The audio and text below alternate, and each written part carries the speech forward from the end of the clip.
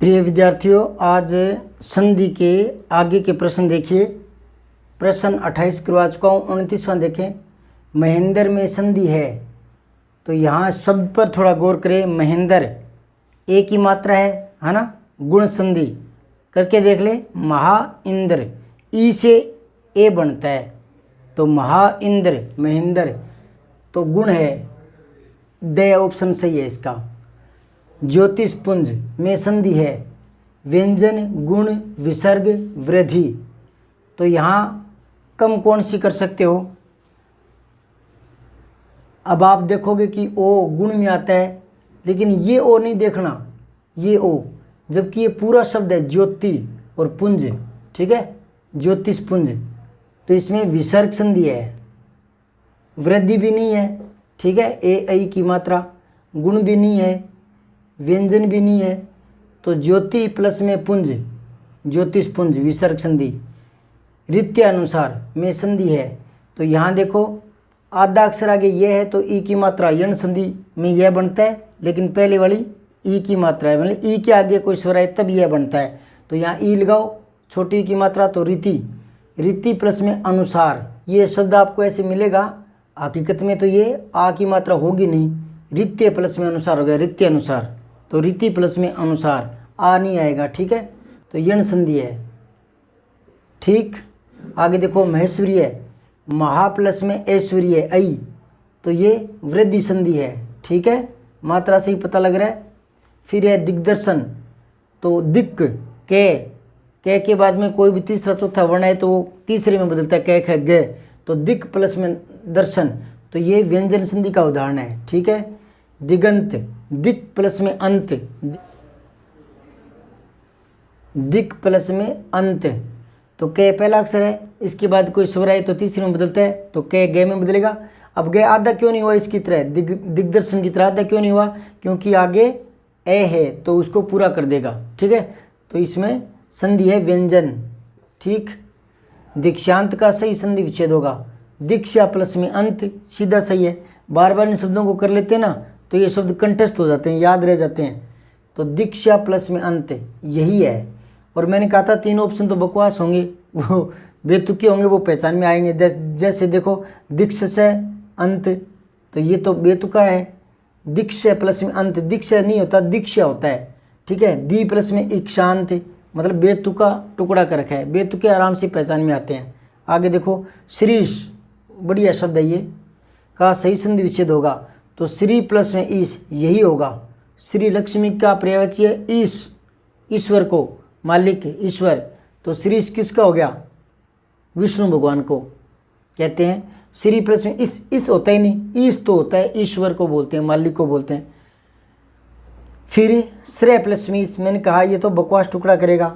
फिर है स्वेच्छा, तो यहाँ देखो कई बार आता है दिमाग में कि आधा अक्षर आगे वह तो ऊ बनेगा, तो कई सु प्लस में इच्छा, तो सु इच्छा, अच्छी इच्छा, यूँ अर्थ नहीं है, स्वेच्छा यानी खुद की इच्छा, तो स्व ये रहा और इच्छा ये रहा, तो ए उत्तर आएगा इसका, ठीक है। ये तो स्वा इच्छा, ये तो और स्व है, मतलब फालतू के टुकड़े करेगा। ये देखो सु प्लस में इच्छा ई बड़ी करके सु करके, तो फालतू के टुकड़े होंगे वो, तो देखो। और आगे प्रत्येक, तो प्रति प्लस में एक यही है, ठीक है।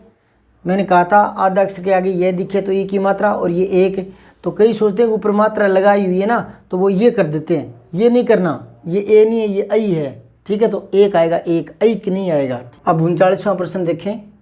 इस शब्द को देखेंगे ना तो अजीब सा लगेगा, लेकिन उच्चारण करेंगे तो दो शब्द अपने आप सामने आ जाएंगे, स्त्री उपयोगी, तो स्त्री और उपयोगी, ठीक है, यही ऑप्शन सही है। ये तो स्त्री होता ही नहीं, गलत है। और ये स्त्रीप प्लस में योग, तो ई कहाँ गया, ये भी बकवास है। और ये देखो स्त्रीयुप, स्त्रीयुप करके आगे योगी निकाल दिया, योगी, ये योगी आगे निकाल दिया, तो मैंने कहा था ना बेतुके टुकड़े तो आराम से पहचाने जाएंगे, तो इसका बोलने से पता लग रहा है स्त्री उपयोगी, तो स्त्री प्लस में उपयोगी, ठीक है। और वैसे भी मैंने कहा था आधा अक्षर दिखे आगे ये दिखे तो ई की मात्रा लगाओ, तो इस पर स्त्री, जबकि ई बड़ी आती है स्त्री में, तो स्त्री प्लस में उपयोगी, ये ऊ बाहर निकल गया, उपयोगी, ठीक है। यण संधि में यह बनता है। अब है उज्ज्वल, कई बच्चे पूछते हैं उज्ज्वल में दोनों आते हैं क्या, या पहला आधा आता है दूसरा पूरा आता है, या दूसरा आधा आता है पहला पूरा आता है। जबकि दोनों याद आते हैं। क्यों? क्योंकि आपने देखा होगा ज्वाला लिखते हैं ना, ज्वाला, ज्वाला, तो ज्वल से मूल शब्द ज्वल है, तो ज्वल में आधा जय होता है, ये तो पता ही हमें, आधा जय। ठीक है, ये रहा आधा जय, और ये पहला तय में बदलता है।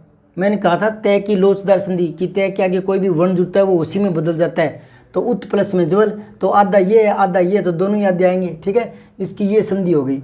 बाकी के देखो, उजय जय के हलंत लगा दिया और आगे ज्वल लिख दिया, किया कुछ नहीं, वर्णों का कोई विकार हुआ ही नहीं बीच में, बेतुक का टुकड़ा इसमें लगाया ही नहीं, और उद प्लस में ज्वल, तो ये इसका सही है। ठीक है, वृक्षछाया, अब इसमें देखो वृक्ष है प्लस में छाया, विसर्ग का ऐसा नियम नहीं बताया था मैंने कहा था चच का नियम, छः से पहले कोई स्वर आए तो छः के साथ च जुड़ जाता है, चच बन जाता है, तो सीधे जाएगा वृक्ष प्लस में छाया, बस ये उत्तर है से। मैंने यहाँ ऐबैसद लिखे नहीं है, जगह बोर्ड छोटे है तो सीधे यूँ लिख दिया। ठीक है, ऐबैसद नहीं लिखे तो ये सही उत्तर हो गया इसका। ठीक है, इसने तो वृक्ष के को हलंत लगा कर किसी आधा करके, और ये तो बेतुका टुकड़ा है, और ये और ही बेतुका है। ठीक है, तो बेतुके तो समझ में आ जाते हैं।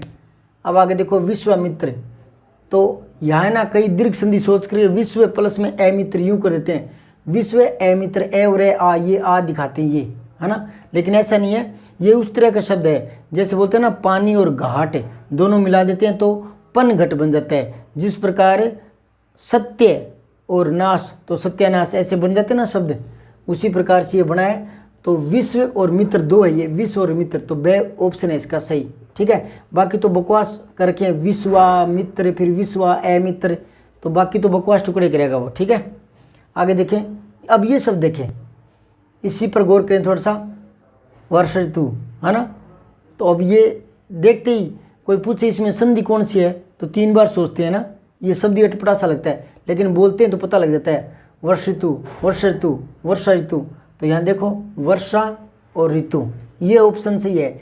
अब ये तो वर्ष कर दिया, वर्ष तो साल को बोलते हैं, साल ऋतु नहीं, वर्षा की ऋतु, वर्ष है यूं ही फालतू का में तू निकाल दिया बाहर, इसमें वर्ष रे आगे निकाल करके ये हलंत लगा के तू कर दिया, तो बेतुक के टुकड़े तो पहले ही छंट में आ जाते हैं। ठीक है, अब दूसरा देखो आगे, महाशय तो महाआशय यही शब्द है, और तो मह कर दिया कोई मतलब नहीं है, महा फिर आगे कर दिया तो सह करके छोड़ दिया, जबकि आशय है ये मह आशय अशय कर दिया, तो बेतुक के टुकड़े कर रखे हैं। ठीक है, अब देखो परिणाम, तो परि प्लस में अणाम, इसने अलग अलग कर दिया, परि अलग अणाम अलग, जबकि अणा से कोई एक शुरू नहीं होता, बोलते ना क ख ग अंग खाली है ना, क कबूतर ख खरगोश आगे अंग खाली बोलते ना, फिर च चम्मच छ छतरी जय जहाज जय झंडा यहाँ खाली बोलते ना, तो अणे भी खाली होता है, मतलब उस पर कोई शब्द बना नहीं होता, तो बना ही नहीं होता तो फिर इसकी शुरुआत कैसे हो जाएगी। ठीक है, तो ये तो फालतू का है। पर प्लस में इनाम, तो अगर यहाँ ए और ई तो ए बना चाहिए परिणाम हो चाहिए परिणाम, जबकि ये शब्द है परिणाम, तो बेतुका टुकड़ा है, परिणाम बेतुका टुकड़ा है, तो हो गया परि प्लस में नाम, परि उपसर्ग है और नाम रे के साथ कोई ने आता है तो वो अणे में बदलता है, रे श और री ऋषि इनके आगे ने आता है तो अणे में बदलता है। फिर देखो सम्यक दर्शन,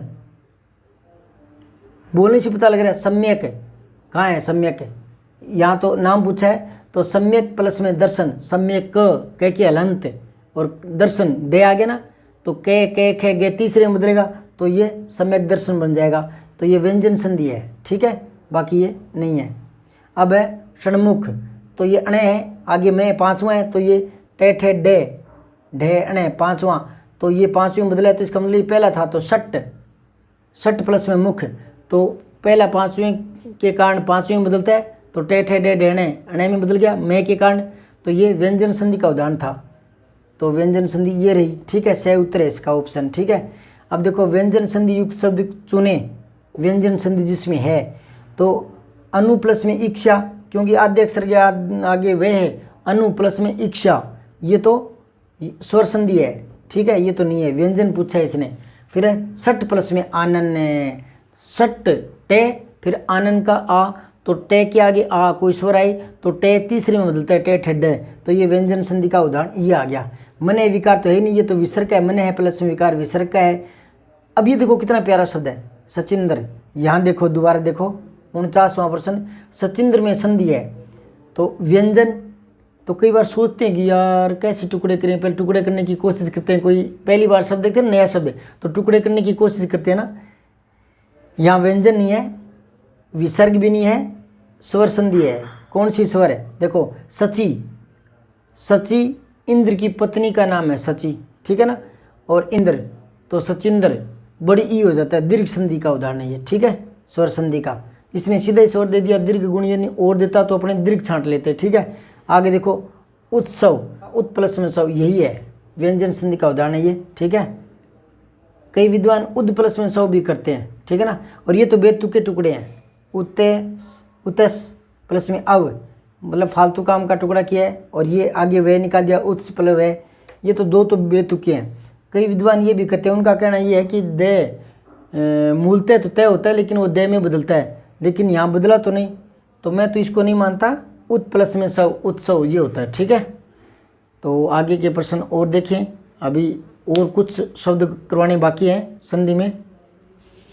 सब्सक्राइब करके बेल आइकन जरूर दबाएं।